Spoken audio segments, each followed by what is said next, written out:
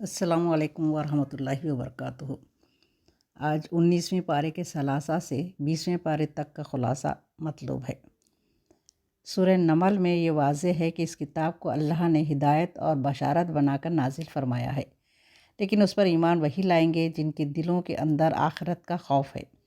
جو لوگ اس دنیا کے عیش و آرام میں مگن ہیں وہ اپنے مشغلوں کو نہیں چھوڑ سکتے۔ ان کے اعمال ان کی نگاہوں میں اس طرح خوشنما بنا دیے گئے ہیں کہ اب کوئی یاد دہانی اور ڈر ان پر کارگر نہیں ہو سکتا۔ اس سلسلے میں ان کے سامنے 3 قسم کے سیرتوں کے نمونے رکھے گئے۔ ایک نمونہ فرعون، قوم سمود کے سرداروں اور قوم لوط کے سرکشوں کا، جن کی سیرت آخرت کی جواب دہی کے تصور سے خالی تھی، اور اس کے نتیجے میں انہوں نے نفس کی بندگی اختیار کی، کسی نشانی کو بھی دیکھ کر ایمان لانے پر تیار نہ ہوئے، بلکہ الٹے ان لوگوں کے دشمن بن گئے جنہوں نے انہیں نیکی کی طرف بلایا۔ انہوں نے اپنی بدکاریوں پر اصرار کیا، آخر انہیں اللہ کے عذاب نے پکڑا اور ایک لمحہ پہلے تک بھی انہیں ہوش نہ آیا۔ دوسرا نمونہ حضرت سلیمان علیہ السلام کا ہے، جن کو اللہ نے دولت، حکومت اور شوکت اور حشمت سے اس پیمانے پر نوازا تھا کہ کفار مکہ اس کا خواب بھی نہ دیکھ سکتے تھے، لیکن اس کے باوجود وہ اپنے آپ کو اللہ کے حضور جواب دہ سمجھتے تھے، اور انہیں احساس تھا کہ انہیں جو کچھ بھی حاصل ہے اللہ کی عطا سے حاصل ہے، اس لیے ان کا سر ہمیشہ اس حقیقی انعام دینے والے کے آگے جھکا رہتا تھا، اور نفس کے گھمنڈ کا ذرا سا بھی شائبہ ان کی سیرت میں نہیں پایا جاتا تھا۔ تیسرا نمونہ ملکہ سبا کا ہے، جو تاریخ عرب کی نہایت دولت مند قوم کی حکمران تھی۔ اس کے پاس وہ تمام اسباب جمع تھے جو کسی انسان کو غرور اور سرکشی میں مبتلا کر سکتے تھے، اور سرداران قریش کے مقابلے میں لاکھوں درجہ زیادہ تھے۔ پھر وہ ایک مشرک قوم سے تعلق رکھتی تھی، باپ دادا کی تقلید کی بنا بھی اور اپنی قوم میں اپنی سرداری برقرار رکھنے کی خاطر بھی۔ اس کے لیے شرک کے دین کو چھوڑ کر توحید کے دین کو اختیار کرنا اس سے کہیں زیادہ مشکل کام تھا جتنا کسی عام مشرک کے لیے ہو سکتا ہے۔ لیکن جب اس پر حق واضح ہو گیا تو کوئی چیز اسے حق کو قبول کرنے سے نہیں روک سکی، کیونکہ گمراہی صرف اس وجہ سے تھی کہ اس نے آنکھ ہی مشرکانہ ماحول میں کھولی تھی، لیکن نفس کی بندگی اور خواہشات کی غلامی کا مرض اس پر مسلط نہیں تھا۔ اللہ کے حضور جواب دہی کا احساس اس کے ضمیر میں موجود تھا، اسی وجہ سے اسے حق قبول کرنے کی سعادت حاصل ہوئی۔ پارہ نمبر 20 اس میں بتایا گیا کہ کائنات کے چند نمایاں ترین مشہور حقائق کی طرف اشارے کیے گئے اور پوچھا کہ اللہ بہتر ہے یا وہ معبود جنہیں لوگ خدا کا شریک بنائے بیٹھے ہیں۔ پھر بناوٹی معبودوں کے متعلق جو لوگ یہ اعتقاد رکھتے ہیں کہ انہیں غیب کا علم حاصل ہے، اس کی تردید کی گئی، اور فرمایا اللہ کے سوا آسمان اور زمین میں کوئی غیب کا علم نہیں رکھتا، اور جن دوسروں کے بارے میں یہ گمان کیا جاتا ہے کہ وہ بھی غیب کا علم رکھتے ہیں اور اسی بنا پر انہیں خدائی میں شریک ٹھہرا دیا گیا ہے، ان بیچاروں کو تو خود اپنے مستقبل کی خبر نہیں۔ وہ نہیں جانتے کہ قیامت کی گھڑی کب آئے گی اور کب اللہ تعالیٰ ان کو دوبارہ اٹھا کھڑا کرے گا، اور کیا گزرے گی اس روز جب سور پھونکا جائے گا اور وہ ہول کھا جائیں گے وہ سب جو آسمانوں اور زمین میں ہیں، سوائے ان کے جنہیں اللہ ہول سے بچانا چاہے گا، اور سب کان دبائے اس کے حضور حاضر ہو جائیں گے۔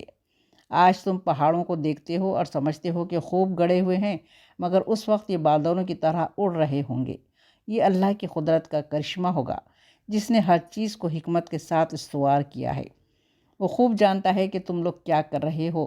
جو شخص بھلائی لے کر آئے گا اسے زیادہ بہتر صلہ ملے گا، اور ایسے ہی لوگ اس دن ہول سے محفوظ ہوں گے، اور جو برائی لے کر آئے گا ایسے سب لوگ اوندھے منہ آگ میں پھینک دیے جائیں گے۔ کیا تم لوگ اس کے سوا کوئی اور بدلہ پا سکتے ہو؟ جیسا کرو ویسا بھرو۔ ان سے فرما دیجئے کہ مجھے تو یہی حکم دیا گیا ہے کہ اس شہر یعنی مکہ کے رب کی بندگی کروں جس نے اسے محترم بنایا ہے اور جو ہر چیز کا مالک ہے۔ مجھے حکم دیا گیا ہے کہ مسلم یعنی فرما بردار بن کر رہوں، اور یہ قرآن پڑھ کر سناؤں۔ اب جو ہدایت اختیار کرے گا وہ اپنے ہی فائدے کے لیے، اور جو گمراہ ہوگا ان سے کہہ دیجئے کہ میں تو بس خبردار کرنے والا ہوں۔ سورۃ القصص میں ان شبہات اور اعتراضات کو دور کیا گیا ہے جو اہل مکہ نبی صلی اللہ علیہ وسلم کی رسالت پر کر رہے تھے، اور ان کے ان بہانوں کو رد کیا ہے جو ایمان نہ لانے کے لیے پیش کر رہے تھے۔ اس غرض کے لیے حضرت موسیٰ علیہ السلام کا قصہ بیان کیا گیا اور چند حقائق ذہن نشین کرائے گئے۔ مثلاً جو کچھ اللہ کرنا چاہتا ہے اس کے لیے غیر محسوس طریقے پر اسباب اور ذرائع فراہم کر دیتا ہے۔ جس بچے کے ہاتھوں فرعون کا تختہ الٹنا تھا، اللہ نے فرعون کے گھر میں اس کی پرورش کر دی اور فرعون یہ نہ جان سکا کہ کس کی پرورش کر رہا ہے۔ اللہ سے لڑ کر کون کامیاب ہو سکتا ہے؟ اسی طرح بتایا کہ نبوت کی ذمہ داری بڑے جشن منا کر اور آسمان اور زمین میں زبردست اعلان کر کے نہیں دی گئی۔ تم حیرت کرتے ہو کہ محمد صلی اللہ علیہ وسلم کو چپکے سے نبوت کیسے مل گئی؟ موسیٰ علیہ السلام کو بھی اسی طرح راستہ چلتے ہم نے نبوت دے دی تھی کہ کسی کو کانو کان خبر نہیں ہوئی کہ آج طور سینا کی وادی ایمن میں کیا واقعہ پیش آ گیا۔ خود حضرت موسیٰ علیہ السلام بھی ایک لمحہ پہلے نہیں جانتے تھے کہ انہیں کیا چیز ملنے والی ہے۔ وہ آگ لینے گئے اور پیغمبری مل گئی۔ پھر یہ کہ جس بندے سے اللہ کوئی کام لینا چاہتا ہے وہ بغیر کسی لاؤ لشکر اور سر و سامان کے اٹھتا ہے۔ بظاہر کوئی طاقت اس کی مددگار نہیں، مگر بڑے بڑے لاؤ لشکر والے آخرکار اس کے مقابلے میں بے بس ہو جاتے ہیں۔ آج جو نسبت تم اپنے اور محمد صلی اللہ علیہ وسلم کے درمیان پا رہے ہو، اس سے بھی کہیں زیادہ فرق حضرت موسیٰ علیہ السلام اور فرعون کی طاقت کے درمیان تھا۔ مگر دیکھ لو کون جیتا اور کون ہارا۔ سیرت ابن ہشام میں ہے کہ ہجرت حبشہ کے بعد جب نبی صلی اللہ علیہ وسلم کی بعثت اور دعوت کی خبریں حبش ملک میں پھیلیں تو وہاں سے 20 کے قریب عیسائیوں کا ایک وفد آیا اور نبی کریم صلی اللہ علیہ وسلم سے مسجد حرام میں ملا۔ قریش کے بہت سے لوگ موجود تھے۔ وفد نے آپ صلی اللہ علیہ وسلم سے سوالات کیے اور آپ صلی اللہ علیہ وسلم نے اس کے جوابات دیے اور قرآن کی آیات انہیں سنائیں۔ ان کی آنکھوں سے آنسو جاری ہو گئے اور وہ ایمان لے آئے۔ مجلس برخاست ہونے کے بعد ابو جہل اور اس کے ساتھیوں نے انہیں راستے میں جا لیا، انہیں ملامت کی۔ اس پر انہوں نے کہا، تم پر سلامتی ہو، ہم جہالت بازی نہیں کر سکتے، ہمیں ہمارے طریقے پر چلنے دو، تم اپنے طریقوں پر چلتے رہو، ہم اپنے آپ کو جان بوجھ کر بھلائی سے محروم نہیں کر سکتے۔ اس ضمن میں یہ آیت اتری کہ جن لوگوں کو اس سے پہلے ہم نے کتاب دی تھی وہ اس قرآن پر ایمان لاتے ہیں، انہیں جب یہ سنایا جاتا ہے تو کہتے ہیں ہم اس پر ایمان لائے، واقعی یہ حق ہے ہمارے رب کی طرف سے، ہم تو پہلے ہی سے مسلم ہیں۔ یہ وہ لوگ ہیں جنہیں ان کا اجر دوگنا دیا جائے گا، پہلے نبی پر اور حضرت صلی اللہ علیہ وسلم پر ایمان لانے کی وجہ سے۔ اس ثابت قدمی کے بدلے جو انہوں نے دکھائی، وہ برائی کو بھلائی سے دفع کرتے ہیں۔ ہم انہیں جو روزی دیتے ہیں اس میں سے وہ اللہ کی راہ میں خرچ کرتے ہیں۔ جب انہوں نے بیہودہ بات سنی وہ کنارہ کش ہو گئے اور کہا، ہمارا عمل ہمارے ساتھ، تمہارا عمل تمہارے ساتھ، تم کو سلام ہے، ہم جاہلوں کا سا طریقہ اختیار نہیں کرنا چاہتے۔ اے نبی صلی اللہ علیہ وسلم، آپ جسے چاہیں ہدایت نہیں دے سکتے، مگر اللہ جسے چاہتا ہے ہدایت دیتا ہے۔ وہ خوب جانتا ہے کہ کون ہدایت قبول کرنے والے ہیں۔ اللہ تعالیٰ اہل مکہ کو غیرت دلا رہا ہے کہ تم اپنے گھر آئی ہوئی نعمت کو ٹھکرا رہے ہو، حالانکہ دور دور کے لوگ اس کی خبر سن کر آ رہے ہیں، اس کی قدر پہچان کر اس سے فائدہ اٹھا رہے ہیں۔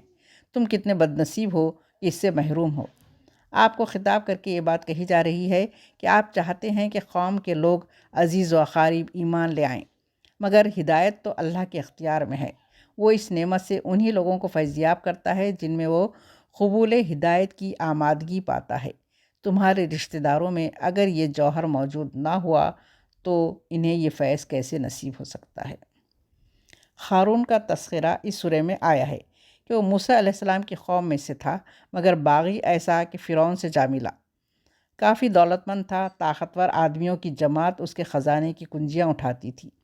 ایک بار قوم کے لوگوں نے اس سے کہا، دولت پا کر بھول نہ جاؤ، اسے راہ خدا میں خرچ کرو، احسان کرو جیسا کہ اللہ نے تجھ پر احسان کیا ہے۔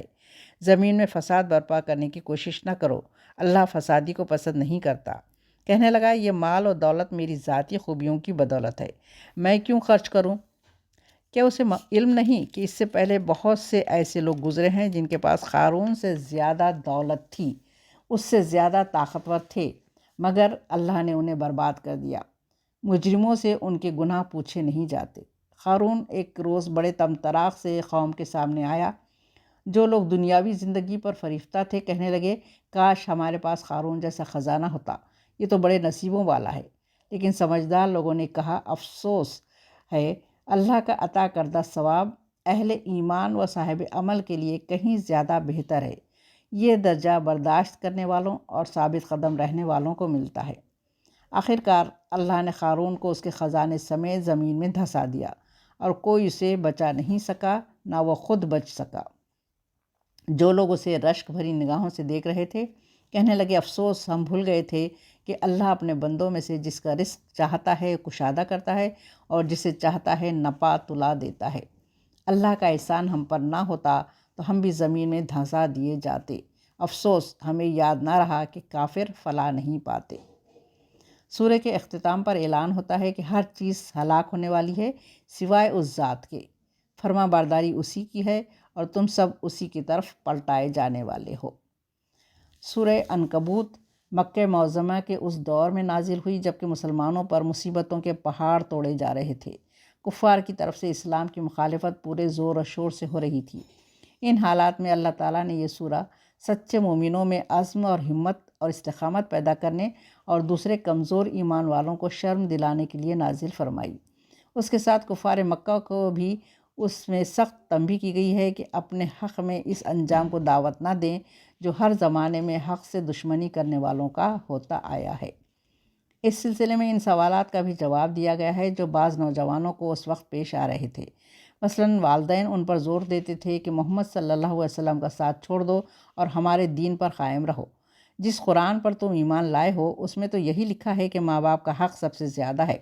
ان کا کہاں مانو، اس کا جواب دیا گیا، ہم نے ہی انسان کو ہدایت کی ہے کہ اپنے والدین کے ساتھ نیک سلوک کرے، لیکن اگر وہ تجھ پر زور ڈالیں کہ تو میرے ساتھ کسی ایسے معبود کو شریک ٹھہرائے جسے تو میرے شریک کی حیثیت سے نہیں جانتا تو ان کی اطاعت نہ کر۔ اسی طرح اسلام قبول کرنے والوں سے ان کے قبیلے کے لوگ کہتے تھے کہ عذاب ثواب ہماری گردن پر، تم ہمارا کہنا مانو۔ اس کا جواب دیا گیا، یہ کافر لوگ ایمان لانے والوں سے کہتے ہیں کہ تم ہمارے طریقے کی پیروی کرو اور تمہاری خطاؤں کو ہم اپنے اوپر لے لیں گے، حالانکہ ان کی خطاؤں میں سے کچھ بھی وہ اپنے اوپر لینے والے نہیں، وہ قطعاً جھوٹ کہتے ہیں۔ ہاں، ضرور وہ اپنے بوجھ اٹھائیں گے اور اپنے بوجھوں کے ساتھ دوسرے بہت سے بوجھ بھی، یعنی ایک بوجھ اپنی گمراہی کا اور دوسرا بوجھ دوسروں کو گمراہ کرنے کا، اور قیامت کے روز یقیناً ان سے اس جھوٹ گھڑنے کی باس پرس ہوگی جسے انہوں نے اپنی عادت بنا لیا ہے۔ اہل ایمان کے سامنے حضرت نوح علیہ السلام، ابراہیم علیہ السلام، مدین، عاد، ثمود، قارون، فرعون اور حامان کے واقعات بیان کر کے یہی پہلو نمایاں کیا گیا کہ پچھلے انبیاء علیہ السلام پر کیسی کیسی سختیاں گزریں، کتنی کتنی مدت تک وہ ستائے گئے، پھر اللہ کی طرف سے ان کی مدد ہوئی۔ اس لیے گھبراؤ نہیں، اللہ کی مدد ضرور آئے گی، مگر آزمائش کا ایک دور گزرنا ضروری ہے۔ ساتھ ہی کفار مکہ کو بھی ان قصوں کے ذریعے تنبیہ کی گئی کہ اگر اللہ کی طرف سے پکڑ ہونے میں دیر لگ رہی ہے تو یہ نہ سمجھ بیٹھو کہ کبھی پکڑ ہوگی ہی نہیں۔